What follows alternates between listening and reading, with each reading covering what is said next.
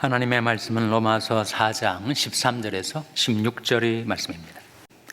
아브라함이나 그 후손에게 세상의 후사가 되리라고 하신 언약은 율법으로 말미암은 것이 아니요 오직 믿음의 의로 말미암은 것이니라.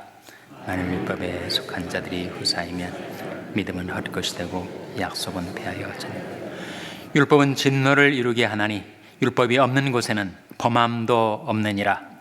그러므로 후사가 되는 이것이 은혜에 속하기 위하여 믿음으로 되나니 이는 그 약속을 그 모든 후손에게 굳게 하려 하심이라. 율법에 속한 자일 뿐 아니라 아브라함이 믿음에 속한 자이거더니 아브라함은 하나님 앞에서 우리 모든 사람의 조상이라. 아멘. 오늘이 6.25 전쟁, 한국 전쟁이라고도 하는 6.25 전쟁의 73주년을 기념하는 바로 6월 25일입니다. 수백만 명이 목숨을 잃었다고 하죠. 남북한의 모든 생산 기반 시설이 다 폐허가 되고 파괴가 되었습니다. 참혹한 전쟁 후에 생계를 유지해 가는 것도 어려웠습니다.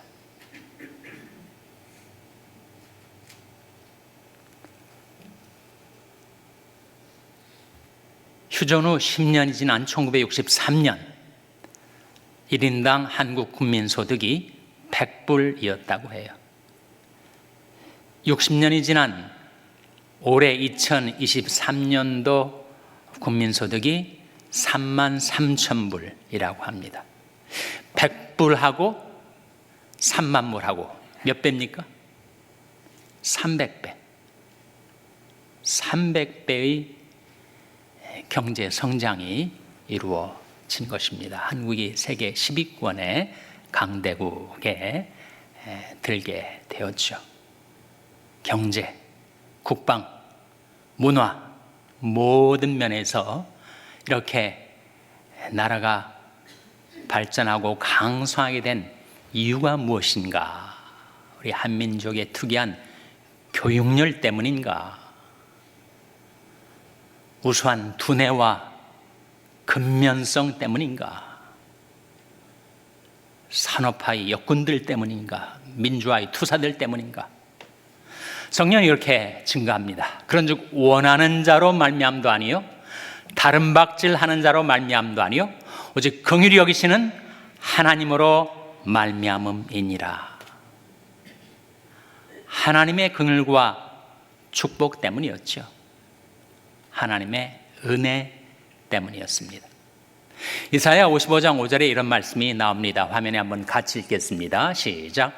네가 알지 못하는 나라를 부를 것이며 너를 알지 못하는 나라가 내게 달려올 것은 나 여호와 네 하나님 곧 이스라엘의 거룩한 자를 인함이니라. 내가 너를 영화롭게 하였느니라. 극동에 있는 조용한 아침이 나라 한국을 모르는 나라들이 세상에 많았죠.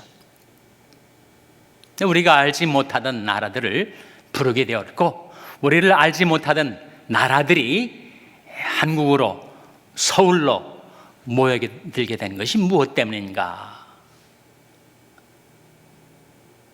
나 여호와 너희 하나님 때문인 것을 기억하라. 내가 너를 영화롭게 하였느니라.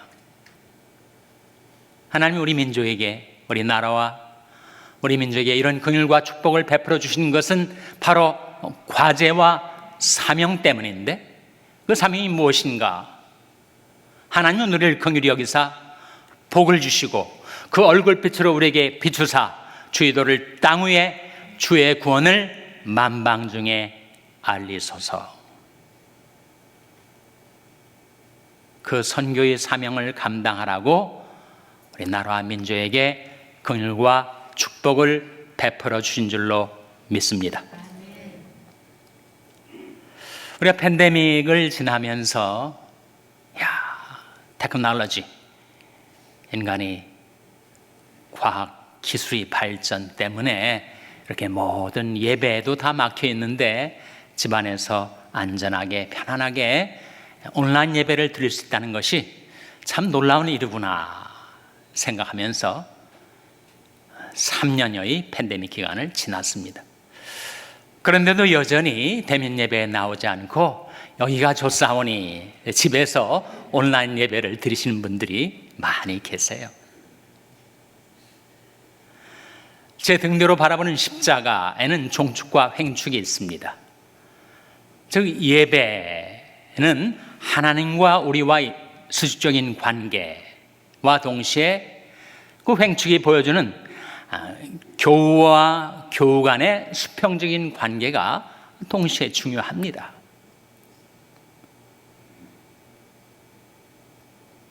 그래서 온라인 예배만 여전히 드리고 계신 분들, 아마 지금도 온라인으로 실황 중계가 되고 있기 때문에 집에서 듣고 계시리라고 생각을 하는데, 이제는 대면 예배로 나오시기를 바랍니다. 성경이 그렇게 우리에게 당부하고 있지 않습니까? 히브리서 10장 24절 25절 화면에 같이 읽겠습니다. 시작. 서로 돌아보아 사랑과 선행을 격려하며 모이기를 패하는 어떤 사람들의 습관과 같이 하지 말고 오직 권하여 그날이 가까움을 볼수록 더욱 그리하자. 서로 돌아보아 사랑과 선행을 격려하며 모이기를 피하는 어떤 사람들의 습관과 같이 하지 말고 오직 권하여 그날이 가까울수록 더욱 그리하자. 그래서 우리가 대면 예배에 참여해야 되는 하나의 이유입니다. 또 하나의 이유가 있어요. 재밌는 퀴즈 하나를 내겠습니다. 홀로 되신 할머니하고 설교를 잘 못하시는 목사님하고 공통점이 뭐라고요? 홀로 되신 할머니하고 설교를 잘 못하시는 목사님의 공통점 뭡니까? 영감이 없다입니다. 영감.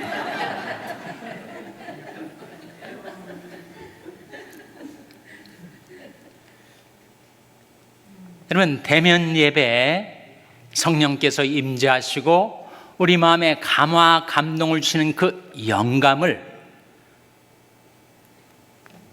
그 온라인은, 그 전파 와이파이는 전달을 못해요.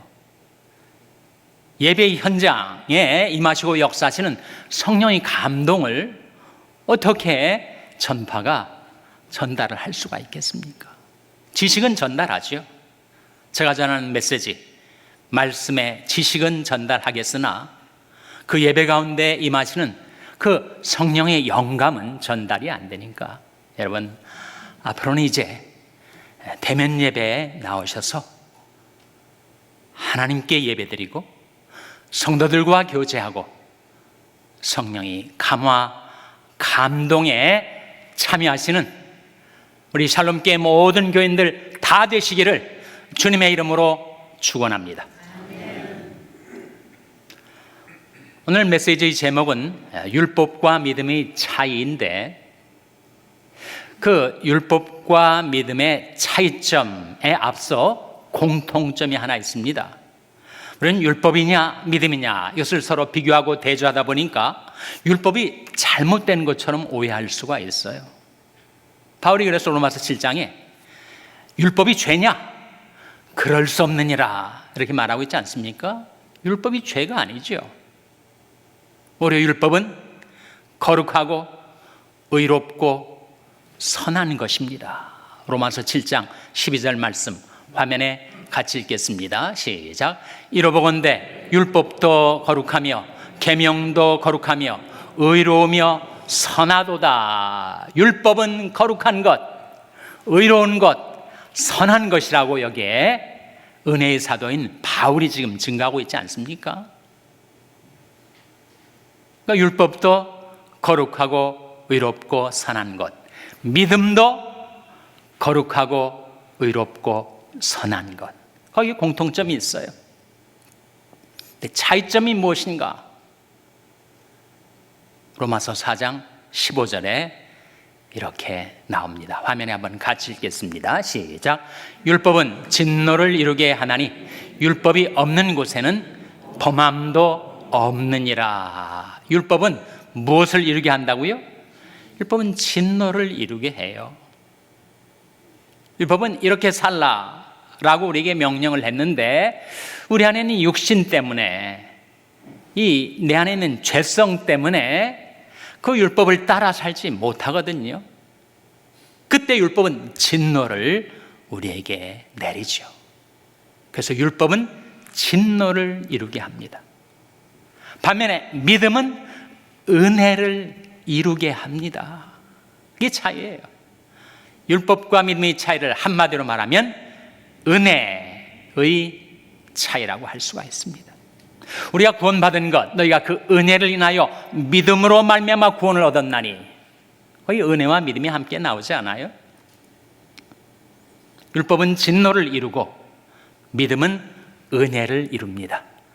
하나님의 은혜를 믿음으로 받아들여서 우리가 구원받게 된 거죠. 그 은혜의 실체는 예수의 피입니다. 로마서 3장 25절 화면에 같이 읽겠습니다. 시작. 이 예수를 하나님이 그의 피로 인하여 믿음으로 말미암는 화목제물로 세우셨으니 이는 하나님께서 길이 참으시는 중에 전에 지은 죄를 간구하심으로 자기 의로우심을 나타내려 하심이니. 이 말씀 가운데 이 예수를 하나님이 그의 피로 인하여 믿음으로 말미암는 화목제물이라고 했을 때 그의 피가 바로 은혜를 가리킵니다. 너희가 그 은혜를 인하여 믿음으로 말미암아 구원을 얻었다 하는 말씀과 일치하고 있지 않습니까? 이 예수를 하나님이 그의 피로 인하여 믿음으로 말미암는 화목제물, 예수의 피, 그것이 바로 은혜인데 그 은혜를 내가 믿음으로 받아들였더니 하나님과 나를 화목해 하는 제물의 효력을 발생하게 되었다, 그런 말씀이죠. 그래서 은혜의 유무가 바로 율법과 믿음의 차이입니다. 근데 또 하나의 중요한 차이가 있어요. 율법과 믿음의 차이가 무엇인가? 율법은 우리에게 의롭게 살라고 요구를 하지만 그 요구대로 살 힘이 주어지질 않아요. 반면에 믿음 역시 우리를 의롭게 살라고 요구함과 동시에 그 요구대로 살 수 있는 힘을 우리에게 주는 것, 그것이 바로 율법과 믿음의 차이입니다.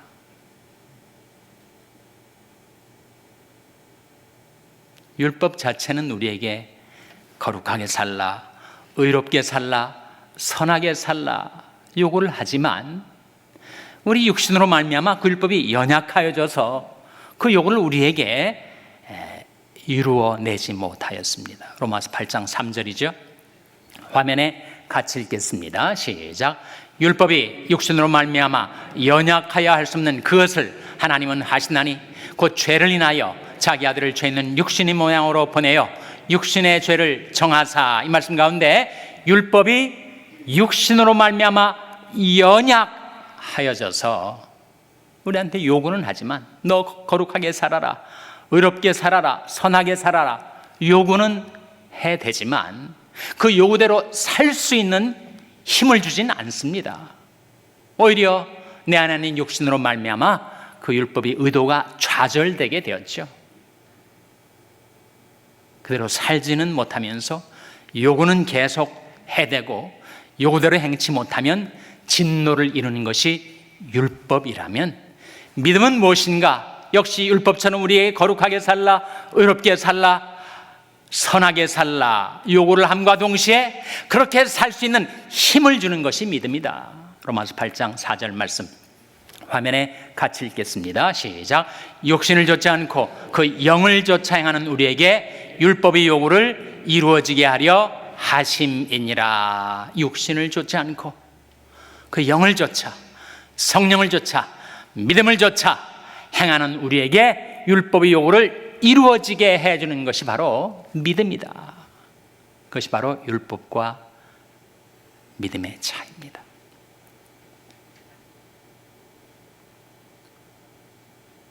이 두 가지 차이가 중요한 차이죠. 첫째는 바로 율법은 진노를 이루지만 믿음은 은혜를 이루어 우리에게 구원을 가져다 준 것, 그것이 하나의 차이고, 또 하나의 차이는 둘 다 거룩하게 살라, 의롭게 살라, 선하게 살라 요구를 해야 되지만 율법은 그 요구대로 살 힘을 제공해 주지 못하나 믿음은 그렇게 살 수 있는 힘을 공급해 주는 것. 구원과 삶에 있어서 은혜의 유무, 그것이 바로 율법과 믿음의 차이입니다. 그러니 하나님의 은혜를 믿음으로 받아들여 구원받은 여러분, 하나님의 은혜를 믿음으로 받아들여 거룩하게, 의롭게, 선하게 살아가는 여러분 한 분 한 분 되시기를 주님의 이름으로 축원합니다. 기도하시겠습니다. 하나님 아버지, 이 아침에 저희들을 은혜로 불러주셔서 하나님께 경배와 찬송을 드리게 하시고 하나님의 말씀을 깨우쳐 주신 것 감사를 드립니다. 저희들의 삶의 모든 것이 하나님의 은혜인 것을 기억하고 감사를 드립니다. 나라나 민족이나 저희들이 각 사람의 인생이나 오직 하나님의 긍휼과 축복으로 여기까지 온 것을 기억하고 하나님께 감사와 찬양을 드립니다. 하나님의 은혜를 믿음으로 받아들여 구원받은 저희들이 하나님의 은혜를 믿음으로 받아들여 이제는 거룩하게, 의롭게, 선하게 살 수 있게 하여 주시옵소서. 예수님의 이름으로 기도하옵나이다. 아멘.